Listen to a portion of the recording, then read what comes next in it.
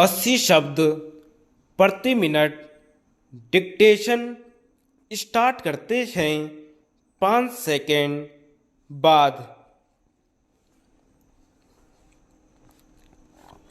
सभापति महोदय, मैं एक बात बहुत बल देकर कहना चाहता हूँ कि व्यवसाय का यह मतलब नहीं है कि ऋण केवल उन लोगों को दिया जाए जो जायदाद की जमानत दे सकें और उन लोगों को न दिया जाए जिनकी योजनाएं भी ऋण पाने के योग्य हैं।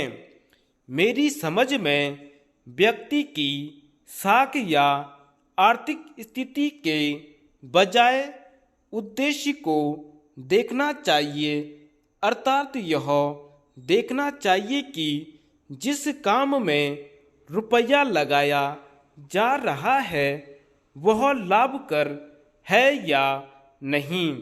जिन कामों से उत्पादन बढ़े और लोगों को रोजगार मिले उनके लिए ऋण देना चाहिए। सट्टेबाजी और ऐसे ही कामों के लिए नहीं। आज हमारे बैंकों के पास ऐसी व्यवस्था नहीं है कि वह देख सकें कि जिन कामों के लिए ऋण मांगा जा रहा है वे सफल हो सकेंगे या नहीं। इसलिए सरकार कर्मचारियों को उद्योग या व्यवसाय की योजनाओं को परखने की शिक्षा देने का प्रबंध करेगी। बैंकों के साधनों को मिलाकर कर्मचारियों को इस प्रकार शिक्षा देने का कार्यक्रम बनाया जा सकेगा।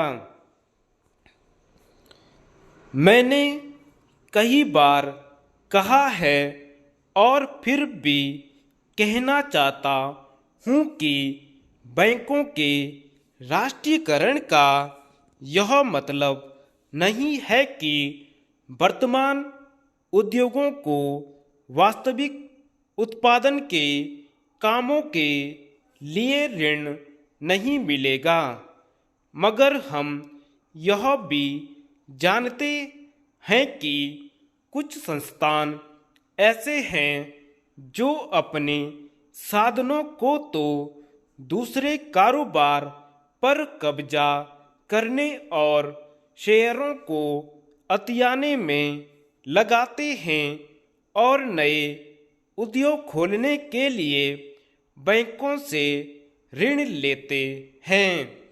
मुझे विश्वास है कि सदन भी इससे सहमत होगा कि इन प्रवृत्तियों को रोकना चाहिए।